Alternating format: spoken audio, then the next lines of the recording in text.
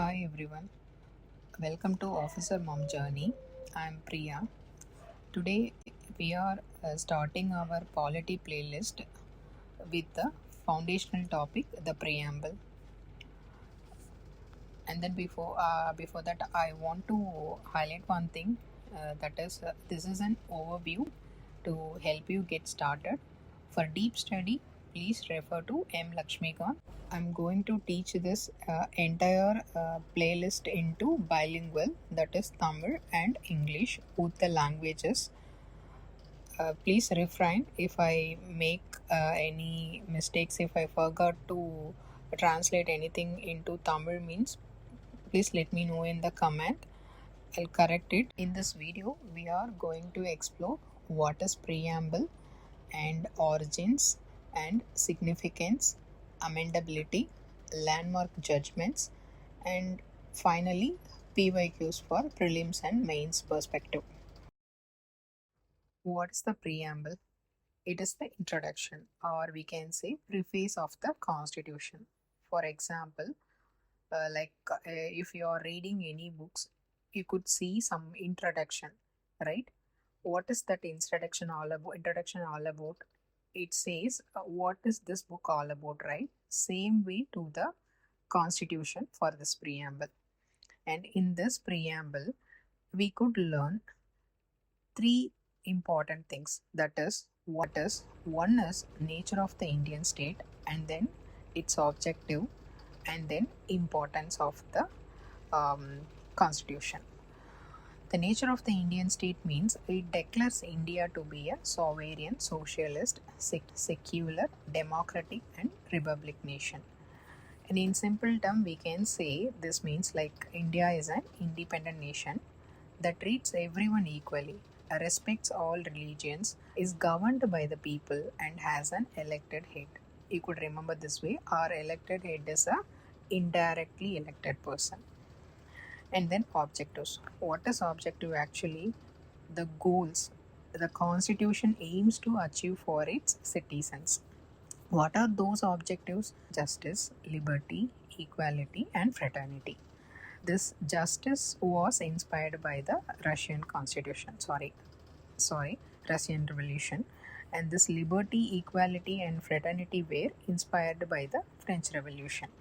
So basically, the preamble is not just a document, it's a promise made to the citizen of India.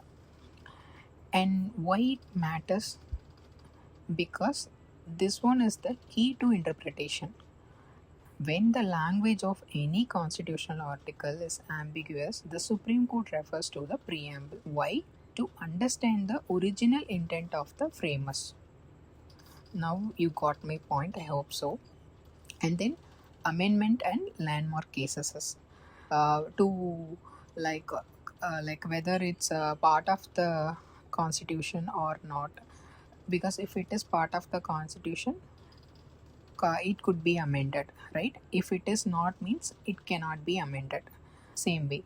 So through the Berberry Union case 1960, what we got to know, the Supreme Court initially stated that the preamble was not part of the Constitution, so therefore could not be amended. And then next case, Kesavananta Bharati case, which is most important one, 1973. In this case, Supreme Court highlighted that the preamble is an integral part of the Constitution, can be amended, but one thing keep in mind, cannot alter its basic structure. And then in this preamble, so far only once amended, through 47 Amendment Act 1976. Why it was amended? It was amended to adding the words socialist, secular, and integrity. So keep in mind. And then finally, LIC of India case 1995, it was again reiterated, it is integral part of the Constitution. Okay, so இப்போது நம்ம அரசியலமைப்பு சட்டத்துடைய முகவுரை பற்றி தான் பார்க்க போகிறோம். முகவுரை அப்படிங்கிறது, இப்போ நம்ம ஒரு புத்தகம் வாசிக்கிறோம், அந்த புத்தகத்துக்குன்னு ஒரு முன்னுரை கொடுக்குறாங்க இல்லைங்களா? அந்த புத்தகம் எதை பற்றி பேச போகுது, இல்லை எதை பற்றி அந்த புத்தகம் இருக்க போகுதுங்கிறது. அதே மாதிரி தான் நம்மளுடைய அரசியலமைப்பு சட்டத்துக்கான ஒரு முன்னுரை தான் இது. இந்த முன்னுரை அப்படிங்கிற விஷயம் அமெரிக்கா அவங்களுடைய அரசியலமைப்பு சட்டத்தில் இணைச்சாங்க. அதை பின்பற்றி நாம் இந்தியாவும் அதை பின்பற்றினாங்க, பிற நாடுகளும் அதை பின்பற்றினாங்க. நம்மளுடைய இந்த முகவுரை அப்படிங்கிறது குறிப்பாக ஜவஹர்லால் நேரு அவர்களால் இயற்றப்பட்ட நோக்க தீர்மானத்தில் அடிப்படையானது. ப்ரியாம்பிள்லேருந்து நம்ம 3 முக்கியமான விஷயங்கள் வந்து தெரிஞ்சுக்க முடியும். ஒன்று, சோர்ஸ் ஆஃப் அத்தாரிட்டி, அதாவது அதிகாரம் யார்கிட்ட இருந்து வருது, மக்களிடமிருந்து தான் வருது.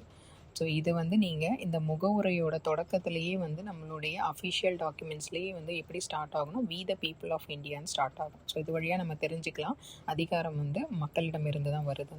அடுத்தது, நேச்சர் ஆஃப் இந்தியன் ஸ்டேட், அதாவது இந்திய அரசோட தன்மை என்ன, அதோட நேச்சர் என்ன அப்படிங்கிறது.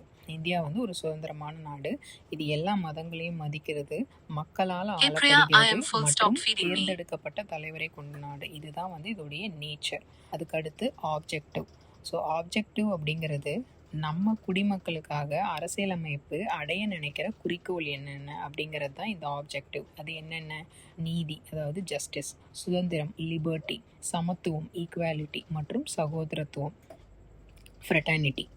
ஸோ இந்த சுதந்திரம், சமத்துவம், சகோதரத்துவம் அப்படிங்கிற வார்த்தை வந்து பிரெஞ்சு புரட்சியிலேருந்து எடுத்துக்கிட்டாங்க. இந்த நீதி, அதாவது ஜஸ்டிஸுங்கிற வார்த்தை வந்து ரஷ்ய புரட்சியிலேருந்து சேர்க்கப்பட்டது அப்படிங்கிறத நினைவில் வச்சுக்கோங்க. அதுக்கப்புறம் வந்து இதோடைய இம்பார்ட்டன்ஸ்ன்னு பார்க்கும்போது இன்டர்பிரிட்டேஷன், அதாவது அரசியலமைப்போட ஏதாவது ஒரு பகுதியில் குழப்பம் இருந்ததுன்னா அதை தெளிவுபடுத்திக்கிறதுக்கு உச்சநீதிமன்றம் என்ன பண்ணும், இந்த முகவுரையை தான் பயன்படுத்துது. ஸோ அதனால் இன்டர்பிரிட்டேஷனுக்கு இது ரொம்ப பயன்படுது. ஸோ இந்த 4 விஷயங்கள் தான் வந்து பார்த்திங்கன்னா ப்ரியாம்பிள் நம்மளுக்கு கிளியராக ஸ்டேட் பண்ணுது. என்னென்னது, எங்கேருந்து அதிகாரம் கிடைக்கிது, நேச்சர் ஆஃப் த ஸ்டேட், அதாவது அரசோட தன்மை என்ன, ஆப்ஜெக்டிவ்ஸ் என்ன, அதை அடைய நினைக்கிற குறிக்கோள் என்ன அப்படிங்கிறது, and then interpretation. I hope so I explained everything clearly. I'm sorry guys if I missed to add anything. Feel free to mention in the comment section. Next videos I'll try to improvise. So தமிழில் வந்து நான் iterate பண்ணிடுறேன். இந்த amendment and landmark cases பொறுத்த வரைக்கும், amendment அப்படிங்கிறது இந்த preamble, அதாவது முகவுரையில் திருத்தம் பண்ண முடியுமா அப்படிங்கிற ஒரு கேள்வி இருக்குது.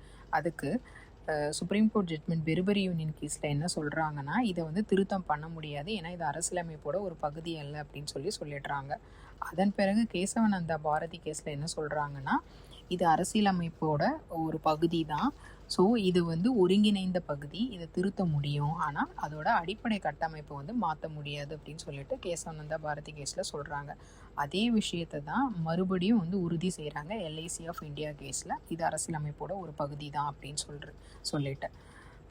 தென் நீங்கள் தெரிஞ்சுக்கிட்டு இருப்பீங்கன்னு நினைக்கிறேன், ப்ரியாம்பிள் அப்படிங்கிறது ஒரு முன்னுரை. இது முதல்ல அமெரிக்காவுடைய அரசியலமைப்பு சட்டத்தில் அறிமுகப்படுத்தப்பட்டது. பின்னர் அதே விஷயத்தை இந்தியா பின்பற்றுச்சு. நம்மளோடது நேரு அவர்களுடைய ஆப்ஜெக்டிவ் ரெசல்யூஷன், அதாவது நோக்க தீர்மானத்தை அடிப்படையாக வச்சது தான் நம்மளுடைய ப்ரியாம்பிள், அந்த முன்னுரைங்கிறது. அண்ட் தென் இதில் 3 விஷயங்கள் பார்த்தோம். நேச்சர் ஆஃப் இந்தியன் ஸ்டேட் என்ன அப்படிங்கிறதும், அண்ட் தென் வந்து இதோடைய கீ டேர்ம்ஸ், அதாவது ஆப்ஜெக்டிவ்ஸ் என்ன அப்படிங்கிறது பார்த்தோம். அண்ட் தென் வந்துட்டு இம்பார்ட்டன்ட் ஜட்ஜ்மெண்ட்ஸ் பார்த்தோம். இதோட இம்பார்ட்டன்ஸ் பார்த்தோம். ஏதாவது ஒரு குழப்பம் வந்து ஆர்டிகல்ஸில் ஏற்படும் போது எதுக்காக வந்து இந்த ப்ரியாம்பிளை வந்து ரெஃபர் பண்ணுறாங்க அப்படிங்கிறத பற்றி பார்த்துருக்கோம். இந்த அரசியலமைப்புடைய முகவுரை அப்படிங்கிறது ஒரு டாக்குமெண்ட் மட்டும் கிடையாது, இந்திய மக்களுக்கு கொடுத்த ஒரு வாக்குறுதி அப்படிங்கிறதும் இது மூலமாக நம்ம தெரிஞ்சுக்க முடியுது. I would like to highlight again, I've shared this overview based on my understanding. I suggest you to listen this video first and then go for a deep reading of your books. This will make your learning much easier and more effective. If you find any error or have suggestions, please highlight them in the comments below. I'll review them and correct them. And if you would like to join me in this learning journey, your support is my biggest motivation. And again I'm saying, let's learn together, let's grow together. Thank you all.